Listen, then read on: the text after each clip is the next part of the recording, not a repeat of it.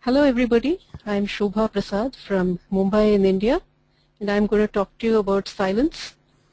When I first told people that I was going to present a paper on silence, they were a bit intrigued, many were surprised, but everybody was kind of wondering what I had to say on silence, so I'm sure you all are as well. Now, the thought first occurred to me when I read Sting's website. In fact, I read an interview with Sting, where he says, sound for him is only half of music. The space between the notes is also vitally important. What he was trying to say is that when you listen to music, you are not just listening to the notes and the sounds that you hear, but you're also listening to the spaces between the sounds. So the silence is between the sounds. If we really think about it, all communication takes place through an interplay of sound and silence. In fact, in our written language, you'll find that silence is actually coded. So you have your commas, your semicolons, your full stops. All these are a way of codifying silence, and it's a recognition of the importance of silence in our communication. In fact, silence can accentuate whatever we are saying. It can add emphasis to what we are saying. And in some cases, silence can even substitute words. So therefore, silence is not about being nothing. It is not a null set. Silence has content. In marketing research, however, we don't take cognizance of silence at all. In fact, our entire focus is on what people articulate rather than what they are silent about. Our equation of silence is with failure. We believe that when people are silent, they're not responding. We believe that it is a failure of the researcher as well, when they are not able to elicit a response because they only obtain silence. Silence is not seen as data, and silence means that you have failed to provide findings. So the question that we need to ask ourselves is whether we are missing something here, because if you think about it, all the research techniques that we have are geared to helping respondents verbalize their thoughts. Even our analysis is of things that are verbalized. We transcribe what people say and we analyze what people say. So therefore the entire focus is on articulated response. So what is it that we are missing? Now, I think a lot of us believe that yes, silence is an integral part of communication. We know we are missing something. But the bigger question is, how do you actually interpret and analyze silence? So this paper is really about how we can understand silence, how we can interpret and manage silence, and how we can analyze silence. So first, let's look at what silence really means. Now, when we talk about silence, we're not talking about the slight pauses, the little commas and full stops. We're talking about distinct pauses in communication that are prolonged or seem out of place. Now, while I was doing research on silence, I found that different cultures have different levels of comfort with silence. There was a study done by the University of Malaya between silences in Japan and silences in Britain, and they had a very interesting finding. In Western cultures, we found that there was a greater negative significance attached to silence. So you see that in this slide that you have in front of you, where the sum total of the negative associations with silence is much more than the sum total of positive associations with silence.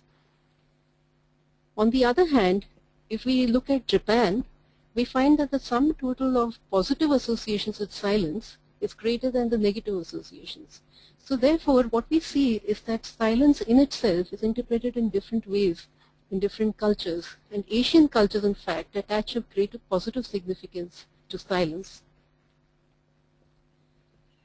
Now, what we did was to analyze silences in about 200 focus groups that we had done, a few depth interviews, 100 depth interviews over the last decade or so, across categories over the last 2 to 3 years.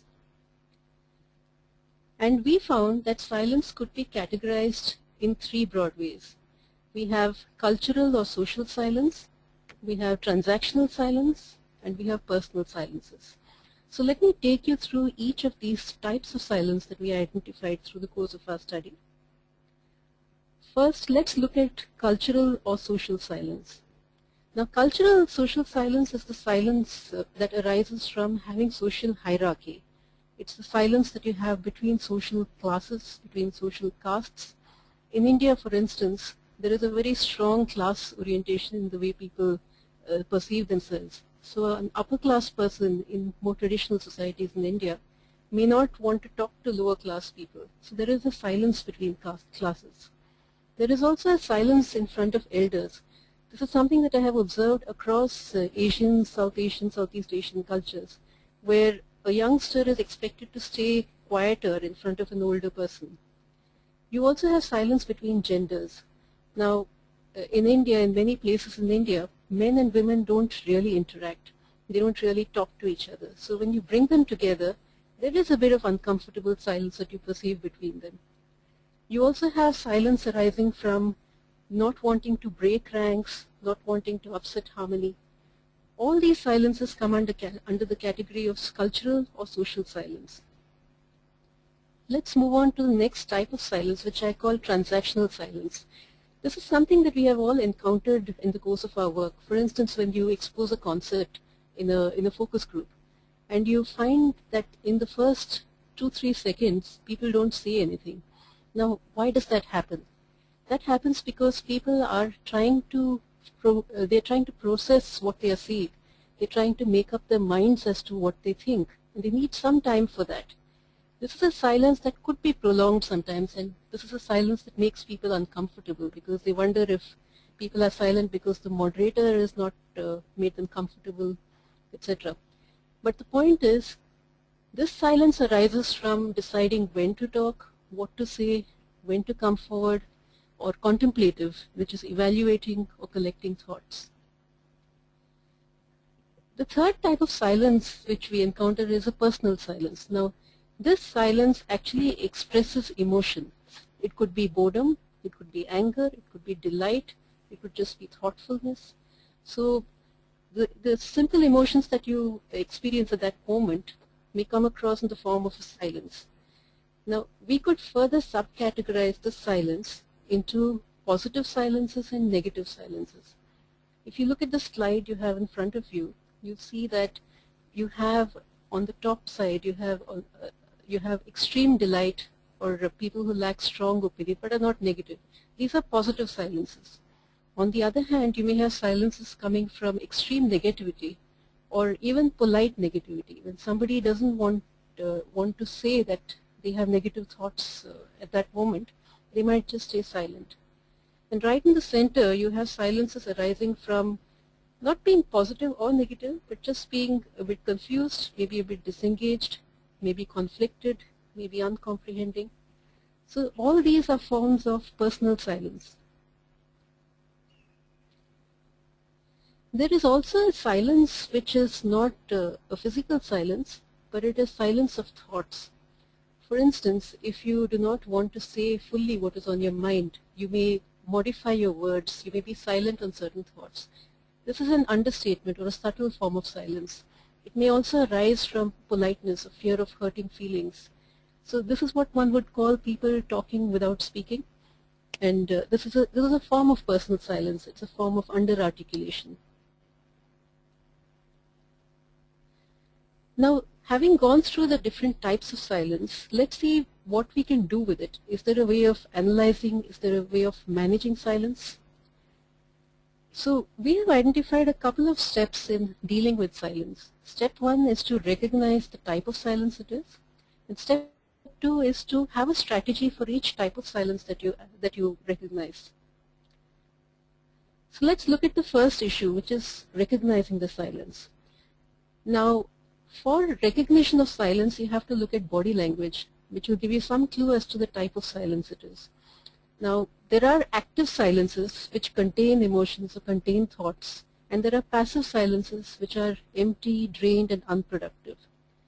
In the zone of active silence, you have silence which is contemplative, evaluative, or transactional, where the signs are engaged body language, listening, nodding, appearing to be in thought. So these are clues that there is something inside the silence which, if lanced, can give you more insight.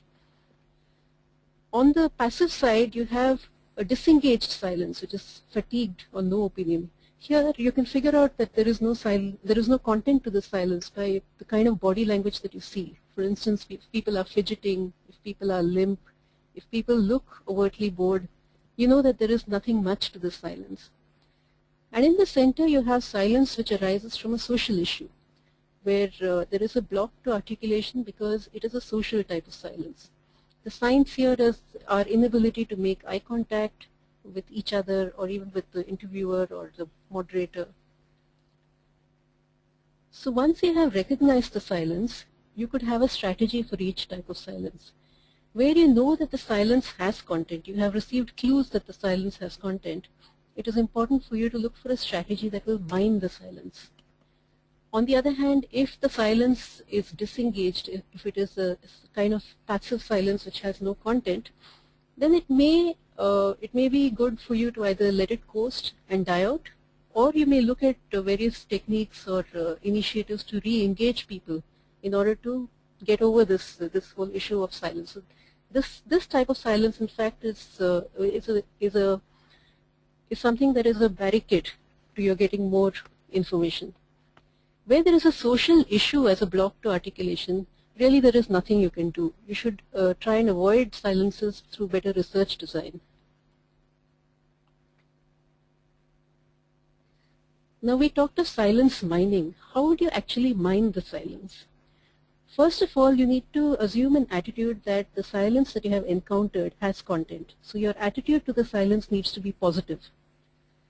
You need to give respondents a chance to break the silence themselves while maintaining a very open body language, being open to their thoughts and ideas. And thirdly, you would need to probe the silence using very specific questions. You would ask questions such as, what was on your mind? Or what were you thinking? Now if you notice the way these questions are phrased, they are meant to have a very positive orientation to the silence and to assume that the silence in their heads has content. So this would encourage people to come up with the ideas that they have on their minds. And then you would analyze the silence. Now for this we need to be sure that we record the silence and treat it like a verbalized response. Now I would add, in music for instance, each type of silence has a certain word associated with it. So people actually put down the words. When you're playing music, you can actually know that you need to be silent in certain space, in certain parts of the music. So in our analysis, we need to also codify the silence and to put it on, not maybe as seconds of silence, but to say a long pause or a short pause or things like that, which can give you a clue that there is a silence which needs to be taken into account. The second is that we cannot analyze silence in isolation. It is a response, and it has to be contextualized against body language as well as verbalized responses. Now, the third area that we considered as part of this paper was, can silence be used as a technique? We know that silence is something that everybody is not very comfortable with. So we conducted 8 focus groups in Mumbai. It was to ostensibly check response to a television commercial for IPIL. IPIL is an oral contraceptive. And we did this amongst housewives, working men, and teenaged boys and girls. Now the way we used, what we did in these focus groups was, as you can see in this slide in front of you, we started with a regular warm-up, we exposed the TVC, and we got the spontaneous reactions. Now once the spontaneous reaction, the first burst, died down, we did not probe further at that point. We allowed the silences to continue. And then as they continued, we used many mining questions such as, what was on your mind, to understand the content of silences. The moderator was probed to ask minimal questions, more to ask for explanations for comments made rather than ask directed questions to which respondents were asked to answer. So we therefore allowed the respondents to take the lead, and we allowed silences to draw out and break themselves. Now the effect was very interesting. Initially people were tentative, but in a very short while, they grew in confidence. What happened was that because the moderator tended to be silent, the respondents were a bit uncomfortable and they started volunteering more information, more thoughts, more explanations. And in this case, in fact, we got pretty deep, intimate thoughts on sex, on personal experiences, which we were very surprised at. and which made some of our unmarried moderators red-faced, though much more enlightened. And also surprisingly, these focus group discussions went on for over an hour and a half in some cases. And there were even groups where the moderator had not asked more than 5 or 6 questions, and the group just went on and talked a great deal, and we found that all the information that we would have wanted from a standard ad test study we had received with very minimal moderator intervention. So what were the positive learnings from this? First was a very strong rapport with the researcher and an atmosphere conducive to sharing. So when the researcher was not an inquisitor, when the researcher was just somebody who was in listening mode, the rapport grew. Second, the respondents were not in question-answer mode. Now, in a normal focus group, it's very easy for respondents to sit back and answer questions. They don't have to think very much. But in this case, because we did not ask many questions, respondents were forced to think about their answers and to take the onus of providing information. The other positive in this was that people got time to think through their ideas and then express them, since there was no pressure on them to respond, to many questions. What we found is that the prolonged silence is as provocative as a verbalized probe in getting more information. There were some negative fallouts as well. First was that the respondents did feel slightly rudderless. There was no leader who took them, to an end point. People were vaguely dissatisfied. You must remember that respondents come to a focus group with some kind of expectation of giving satisfaction. And when they found that they did not get many questions and they were not sure that they were giving right answers, they were slightly dissatisfied. The third and a bigger issue was the loss of energy. Now, we had some sessions which were more energetic naturally, but there were some sessions which started to lose steam as it went on. The researcher did not have too much control of the group. When the group was self-willed, and then the researcher would come in to try and direct them towards some end that she wanted, she found that she could not do it so easily. And finally, the young male collegians did not respond well at all to our silent treatment. When our moderator stared at them in silence, they stared right back, and it became a staring match. So that's where it ended. But I think we had some interesting findings and conclusions from the entire exercise. The first is that an understanding that silence is an essential ingredient that helps a holistic understanding of what the people are trying to tell us. And therefore, we need to sensitize ourselves to silence, which implies that we develop some patience and an ability to listen much better and much more holistically than possibly we are now. And with better listening, we are able to understand the echoes of silence that are used in communication to enhance the communication to us. There is a need for training of researchers not just to ask questions well, but also to listen well. And silence can also be developed into a good elicitation technique if we develop it further as a probing technique, because it proved to be fairly provocative. I think the main message or the main concept emerging from this entire exercise was a need to open our third ears and to understand that holistic listening is listening to words plus the silences, and to look at silence as a response and a clue rather than an impediment. I think we all need to listen to the sounds of silence. Thank you very much for listening.